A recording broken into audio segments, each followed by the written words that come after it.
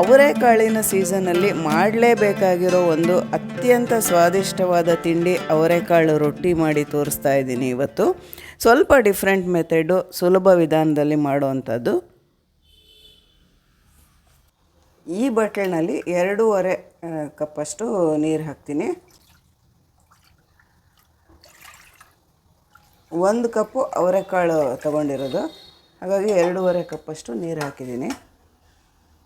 ನೀರೀಗ ಚೆನ್ನಾಗಿ ಕುದಿಬೇಕು. ಉಪ್ಪು 1.5 ಟೀ ಸ್ಪೂನಷ್ಟು ಉಪ್ಪು ಹಾಕಿದ್ದೀನಿ. ನೀರು ಕುದೀತಾ ಇದೆ. ಈಗ 1 ಬಟ್ಲಷ್ಟು ಹಿದ್ಕಿದ ಅವರೆ ಬೇಳೆನ ಹಾಕ್ತಾಯಿದ್ದೀನಿ. ಇದು ರೆಡಿನೂ ಸಿಗುತ್ತೆ, ಈಗ ಸೀಸನ್ ಇರೋದ್ರಿಂದ ಮನೆಯಲ್ಲೂ ಮಾಡ್ಕೊಳ್ಬೋದು. ಕಾಳು ಬಲ್ತಿದ್ರೆ ತುಂಬ ಚೆನ್ನಾಗಿರುತ್ತೆ.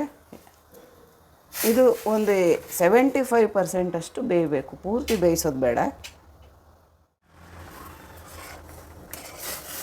ಈಗ ಒಂದು 5-6 ನಿಮಿಷ ಅವರೇ ಬೇಳೆನ ಕುದಿಸಿದ್ದೀನಿ. ಇದು ಒಂದು 50%ಇಂದ 75%ವರೆಗೂ ಬೆಂದಿದೆ ನೋಡಿ. ಸುಲಭವಾಗಿ ಕಟ್ಟಾಗುತ್ತೆ, ಅಷ್ಟು ಬೆಂದರೆ ಸಾಕು. ಈಗ ಸ್ಟವ್ ಆಫ್ ಮಾಡ್ತಾಯಿದ್ದೀನಿ. ಇದೇ ನೀರಿಗೆ 1 ಕಪ್ಪಲ್ಲಿ ನಾನು ಅವರೇ ಬೇಳೆ ಹಾಕಿದ್ನಲ್ಲ, 2.5 ಕಪ್ಪಷ್ಟು ಅಕ್ಕಿ ಹಿಟ್ಟು ಹಾಕ್ತಾಯಿದ್ದೀನಿ. ಇದೇ ಬಿಸಿನೀರಲ್ಲೇ ಹಾಕ್ಬಿಡ್ಬೇಕು.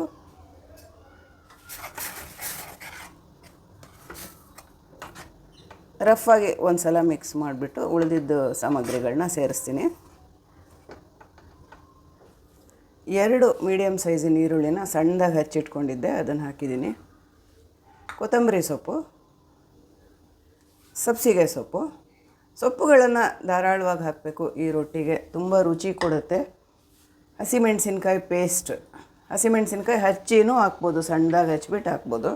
1 ಟೀ ಸ್ಪೂನಷ್ಟು ಜೀರಿಗೆ, ಎಳ್ಳು ಅಂದಾಜಲ್ಲಿ ಸ್ವಲ್ಪ ಒಂದು 3 ಟೇಬಲ್ ಸ್ಪೂನಷ್ಟು ಎಳ್ಳು. ಆಪ್ಷನಲ್ಲು, ಬೇಡ ಅಂದರೆ ಬಿಡ್ಲೂಬೋದು. ಎಳ್ಳು ಹಾಕೋದ್ರಿಂದ ಚಳಿಗಾಲದಲ್ಲಿ ಚರ್ಮದ ರಕ್ಷಣೆಗೆ ತುಂಬ ಒಳ್ಳೆಯದು. ಮತ್ತು ಕಾಯಿ ತುರಿ. ಉಪ್ಪು ಮೊದಲೇ ಹಾಕಿದ್ದೆ ನೀರಲ್ಲೇ, ಹಾಗಾಗಿ ಈಗ ಉಪ್ಪು ಹಾಕಲ್ಲ. ಈಗ ಚೆನ್ನಾಗಿ ಮಿಕ್ಸ್ ಮಾಡ್ತೀನಿ ಇದನ್ನೆಲ್ಲ. ಬಿಸಿ ಇರೋದ್ರಿಂದ ಸ್ಪೂನಲ್ಲೇ ಮಿಕ್ಸ್ ಮಾಡಿಬಿಟ್ಟು ಆಮೇಲೆ ಕೈನಲ್ಲಿ ಮಿಕ್ಸ್ ಮಾಡಬೇಕು. ಮತ್ತು ನೀರೇನಾದರೂ ಮತ್ತೆ ಬೇಕು ಅಂತಂದರೆ ಬಿಸಿನೀರು ಹಾಕ್ಕೊಂಡು ಕಲಿಸ್ಕೊಳ್ಬೇಕು.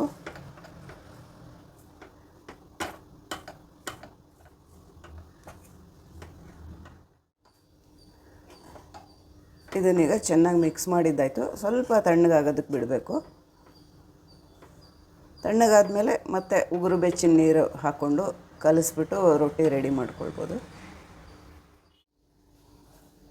ಇದೀಗ ಪೂರ್ತಿ ತಣ್ಣಗಾಗಿದೆ. ಈಗ ಸ್ವಲ್ಪ ಉಗುರು ಬೆಚ್ಚ ನೀರು ಹಾಕ್ಕೊಂಡು ರೊಟ್ಟಿ ಹಿಟ್ಟಿನ ಹದಕ್ಕೆ ಕಲಿಸ್ಕೊಳ್ತೀನಿ.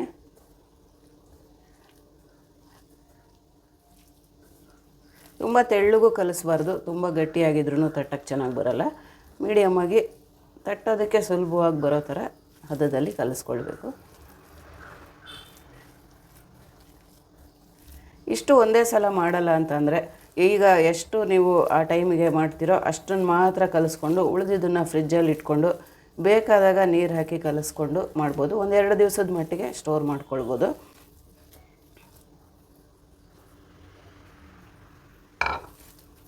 ಇಷ್ಟು ನೀರೀಗ ಸಾಕಾಗುತ್ತೆ. ಕರೆಕ್ಟಾಗಿ ಹದದಲ್ಲಿ ರೊಟ್ಟಿ ಹಿಟ್ಟು ರೆಡಿ ಆಯಿತು. ಈಗ ರೊಟ್ಟಿ ಮಾಡ್ಕೊಂಬಿಡೋಣ. ಕಲಸಿದ ತಕ್ಷಣ ಮಾಡ್ಕೊಳ್ಬೋದು, ಸೆಟ್ ಆಗೋಕ್ಕೆ ಇಡಬೇಕು ಅಂತ ಎಲ್ಲ ಏನಿಲ್ಲ. ಈ ಹದದಲ್ಲಿ ಕಲಸಿಟ್ಕೊಂಡಿದ್ದೀನಿ. ಇದನ್ನು ನಾನಿಲ್ಲಿ ಟೆಫ್ಲಾನ್ ಶೀಟಲ್ಲಿ ತಟ್ತಾ ಇದ್ದೀನಿ ರೊಟ್ಟಿನ. ಡೈರೆಕ್ಟಾಗಿ ತವಾ ಮೇಲೂ ತಟ್ಟಬಹುದು, ಇಲ್ಲ ಬಾಳೆ ಎಲೆ ಇದ್ದರೆ ಬಾಳೆ ಎಲೆ ಮೇಲೆ ತಟ್ಟಿದ್ರೂ ತುಂಬ ಚೆನ್ನಾಗಿ ಬರುತ್ತೆ. ಎಷ್ಟು ತೆಳ್ಳಗೆ ಬೇಕೋ ಅಷ್ಟು ತೆಳ್ಳಗೆ ತಟ್ಕೊಳ್ಬೋದು. ಇಷ್ಟು ದಪ್ಪ ಉಂಡೆ ತಕ್ಕೊಂಡು ರೊಟ್ಟಿ ತಟ್ತೀನಿ ನಾನಿಲ್ಲಿ. ಸ್ವಲ್ಪ ನೀರು ಕೈ ಮಾಡ್ಕೊಂಡು ತಟ್ಟಿದ್ರೆ ತೆಳ್ಳಗೆ ಸ್ಪ್ರೆಡ್ ಮಾಡೋಕ್ಕೆ ಹೆಲ್ಪ್ ಆಗುತ್ತೆ, ಮೆತ್ಕೊಳ್ಳಲ್ಲ. ಮೊದಲನೇ ರೊಟ್ಟಿಗೆ ಸ್ವಲ್ಪ ಧಾರಾಳವಾಗೇ ಎಣ್ಣೆ ಹಚ್ಕೊಂಡು ತಟ್ಟಬೇಕು. ಹೋಗ್ತಾ ಹೋಗ್ತಾ ಸ್ವಲ್ಪ ಕಡಿಮೆ ಹಾಕಿದ್ರೂ ನಡೆಯುತ್ತೆ.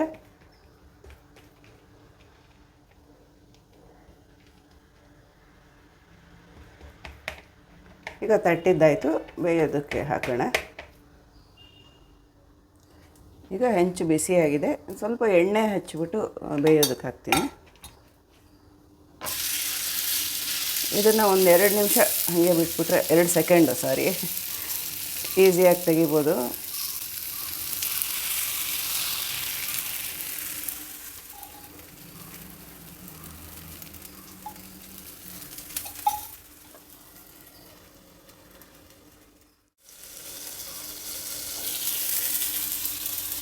ಈಗ ಬೆಂದಿದೆಯಾ ಅಂತ ನೋಡೋಣ. ಇದನ್ನು 2 ಸೈಡು ಬೇಯಿಸಿದ್ರೆ ಚೆನ್ನಾಗಿರುತ್ತೆ. ನೋಡಿ ಎಷ್ಟು ಕರೆಕ್ಟಾಗಿ ಗರಿ ಗರಿಯಾಗಿ ಚೆನ್ನಾಗಿ ಬಂದಿದೆ ರೊಟ್ಟಿ.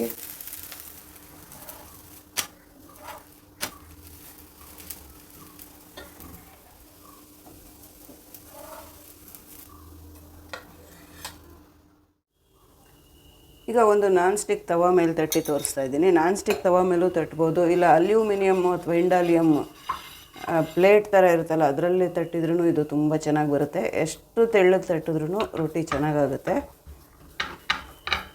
ತವಾಗ ಸ್ವಲ್ಪ ಎಣ್ಣೆ ಹಾಕ್ಕೊಂಡು ತಟ್ಟಕ್ಕೆ ಶುರು ಮಾಡ್ತೀನಿ.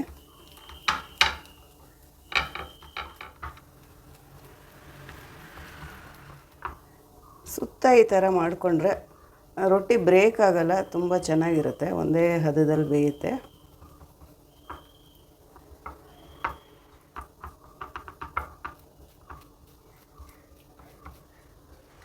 ಈಗ ಇದಕ್ಕೊಂದು ಹೋಲ್ ಮಾಡಿಬಿಟ್ಟು ಎಣ್ಣೆ ಹಾಕಿದ್ರೆ ಹದವಾಗಿ ಬೇಯುತ್ತೆ ರೊಟ್ಟಿ. ಈಗ ಇದನ್ನು ಬೇಯಕ್ಕಿಡೋಣ.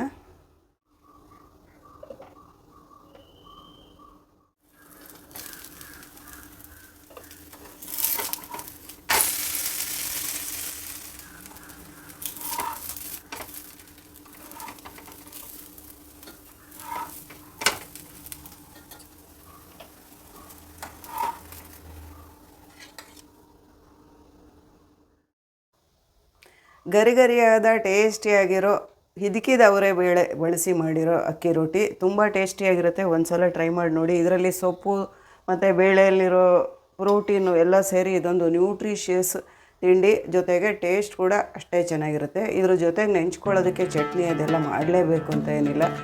ತುಪ್ಪ ಅಥವಾ ಉಪ್ಪಿನಕಾಯಿ, ಬೆಣ್ಣೆ ಯಾವುದಾದ್ರೂ ಇದ್ದರೂ ಸಾಕು. ನಾನಿಲ್ಲಿ ತುಪ್ಪದ ಜೊತೆ ಸರ್ವ್ ಮಾಡಿದ್ದೀನಿ.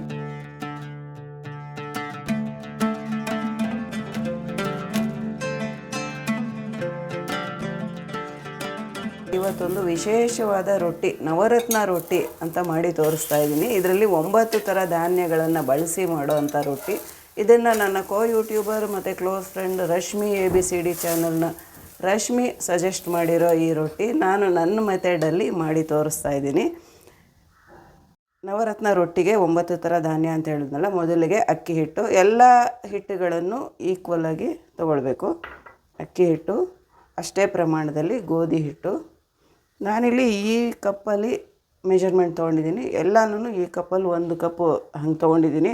ಮೆಕ್ಕೆಜೋಳದ ಹಿಟ್ಟು ಮಾತ್ರ ಸ್ವಲ್ಪ ಕಡಿಮೆ ಆಗಿ ತೊಗೊಂಡಿದ್ದೀನಿ. ಅಕ್ಕಿ ಹಿಟ್ಟು, ಗೋಧಿ ಹಿಟ್ಟು, ರಾಗಿ ಹಿಟ್ಟು, ಜೋಳದ ಹಿಟ್ಟು, ಇದು ಸಜ್ಜೆ ಹಿಟ್ಟು, ಬಾಜ್ರಾ ಅಂತ ಹೇಳ್ತಾರಲ್ಲ ಸಜ್ಜೆ, ಪರ್ಲ್ ಮಿಲೆಟ್ ಅಂತ ಹೇಳ್ತಾರೆ. ಕಡಲೆ ಹಿಟ್ಟು, ಇದು ಸಬ್ಬಕ್ಕಿನ ಹುರಿದ್ಬಿಟ್ಟು ಚೆನ್ನಾಗಿ ಹುರಿದ್ಬಿಟ್ಟು ಅದನ್ನು ಮಿಕ್ಸರಲ್ಲಿ ಹಾಕ್ಕೊಂಡು ಪುಡಿ ಮಾಡಿ ಇಟ್ಕೊಂಡಿದ್ದೀನಿ. ಇದನ್ನು ಹಾಕೋದ್ರಿಂದ ರೊಟ್ಟಿಗೆ ಒಂದು ಒಳ್ಳೆ ಟೆಕ್ಸ್ಚರ್ ಬರುತ್ತೆ.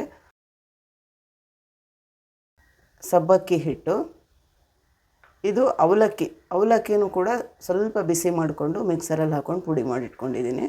ಅವಲಕ್ಕಿಯಲ್ಲಿ ಮಾಡಿರೋ ಹಿಟ್ಟು.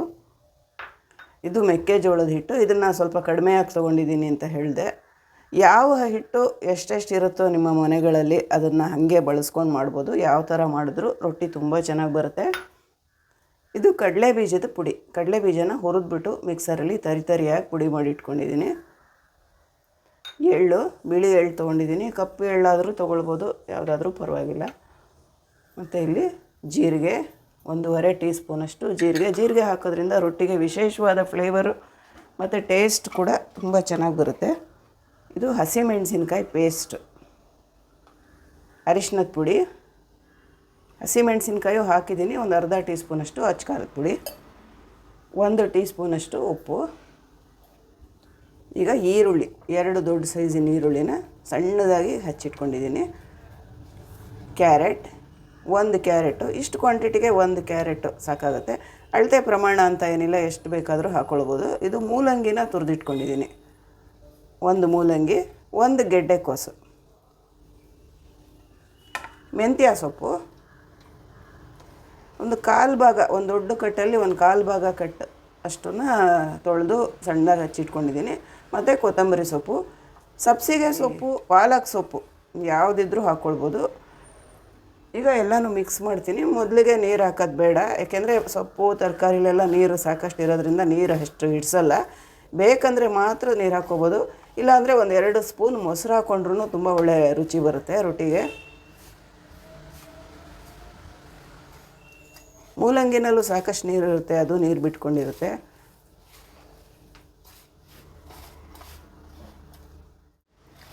ಈಗ ಎಲ್ಲನೂ ಚೆನ್ನಾಗಿ ಮಿಕ್ಸ್ ಮಾಡ್ಕೊಂಡಿದ್ದಾಯಿತು. ಇದರಲ್ಲಿ 2 ಸ್ಪೂನ್ ಗಟ್ಟಿ ಮೊಸರು ಹಾಕ್ತೀನಿ.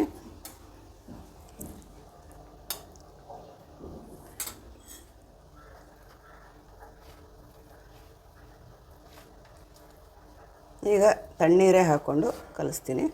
ನೀರು ತುಂಬ ಇಡಿಸಲ್ಲ, ಸ್ವಲ್ಪ ನೋಡ್ಕೊಂಡು ಸ್ವಲ್ಪನೇ ಹಾಕ್ಕೊಂಡು ಕಲಿಸ್ಕೊಳ್ಬೇಕು. ಇದನ್ನು ಬೇಕಾದರೆ ಒಟ್ಟಿಗೆ ಎಲ್ಲನೂ ಕಲಿಸ್ಬೇಕಂತಿಲ್ಲ, ಸ್ವಲ್ಪ ಇಟ್ಕೊಂಡು ಈಗ ನೀವು ಆ ಟೈಮ್ಗೆ ಎಷ್ಟು ಯೂಸ್ ಮಾಡ್ತೀರೋ ಅಷ್ಟು ಹಿಟ್ಟನ್ನು ಮಾತ್ರ ಕಲಿಸ್ಕೊಂಡು ರೊಟ್ಟಿ ಮಾಡ್ಕೊಳ್ಬೋದು. ಉಳಿದಿದ್ದನ್ನು ಫ್ರಿಡ್ಜಲ್ಲಿ ಸ್ಟೋರ್ ಮಾಡ್ಬೋದು. ಫ್ರೀಝರಲ್ಲಿ ಇಟ್ಟರೆ ಸುಮಾರು 1 ಮಂತ್ವರೆಗೂ ಸ್ಟೋರ್ ಮಾಡ್ಕೊಳ್ಬೋದು. ಬೇಕಾದಾಗ ರೊಟ್ಟಿನ ರೆಡಿ ಮಾಡ್ಕೊಳ್ಬೋದು ನೀರು ಕಲಿಸ್ಕೊಂಡು.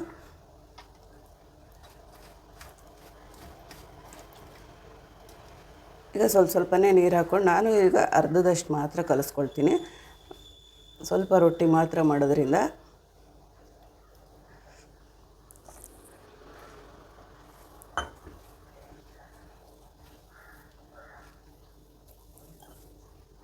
ಈ ಥರ ಮಾಡಿಟ್ಕೊಂಬಿಟ್ರೆ ನಮಗೇನಾದ್ರು ಎಮರ್ಜೆನ್ಸಿ ಇದ್ದಾಗ, ಅರ್ಜೆಂಟಾಗಿ ಏನಾದ್ರು ರೆಡಿ ಮಾಡ್ಕೊಳ್ಬೇಕು ಅಂದಾಗ ನೀರು ಕಲಿಸ್ಕೊಂಡು ರೊಟ್ಟಿ ಮಾಡ್ಕೊಂಡು ಬಿಡ್ಬೋದು.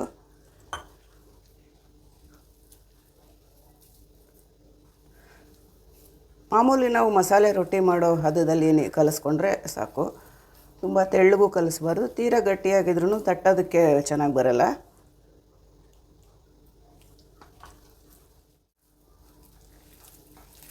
ಈಗ ಹಿಟ್ಟು ಕಲಸಿದ್ದು ಆಯಿತು, ರೊಟ್ಟಿ ರೆಡಿ ಮಾಡ್ಕೊಳ್ಳೋಣ. ಕಲಸಿದ ತಕ್ಷಣ ರೊಟ್ಟಿ ಮಾಡಬಹುದು, ಸೆಟ್ ಆಗೋದಕ್ಕೆಲ್ಲ ಏನು ಇಡಬೇಕಾಗಿಲ್ಲ.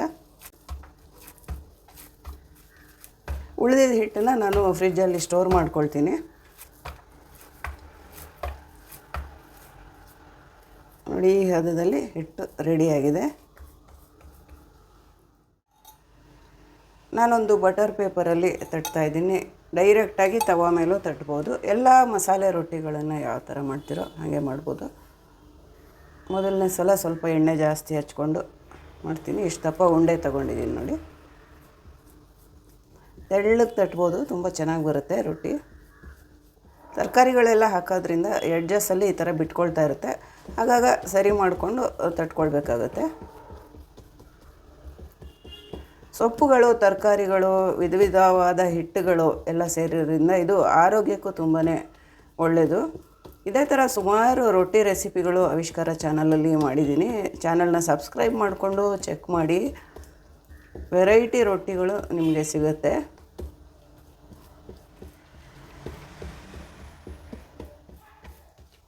ರೊಟ್ಟಿ ತಟ್ಟಿದ್ದಾಯಿತು, ಈಗ ಬೇಯಿಸ್ಕೊಳ್ಳೋಣ.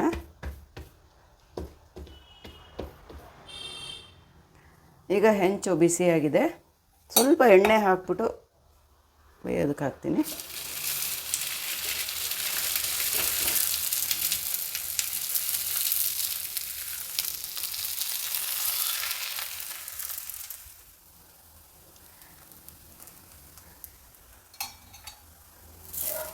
ಎರಡೂ ಕಡೆ ಬೇಯಿಸ್ಕೊಂಡ್ರೆ ಚೆನ್ನಾಗಾಗುತ್ತೆ.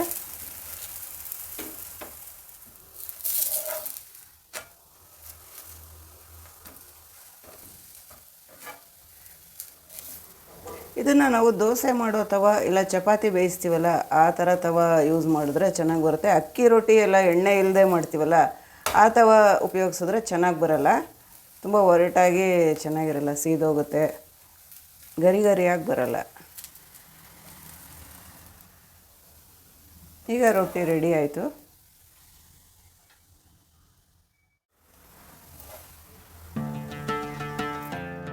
ಒಂಬತ್ತು ಧಾನ್ಯಗಳನ್ನು ಬಳಸಿ ಮಾಡಿರೋ ಅದ್ಭುತವಾದ ರುಚಿಯ ರೊಟ್ಟಿ, ಮಸಾಲೆ ರೊಟ್ಟಿ. ಟ್ರೈ ಮಾಡಿ ನೋಡಿ ಹೇಗೆ ಅನಿಸ್ತು ಅಂತ. ಇದ್ರ ಜೊತೆಗೆ ನಾನಿಲ್ಲಿ ಮೊಸರನ್ನ ಸರ್ವ್ ಮಾಡಿದ್ದೀನಿ. ತುಪ್ಪ, ಬೆಣ್ಣೆ, ಚಟ್ನಿ ಪುಡಿ ಯಾವುದಿದ್ರೂ ಆಗುತ್ತೆ, ಇಲ್ಲ ಹಾಗೆ ಬೇಕಾದರೂ ತಿನ್ಬೋದು.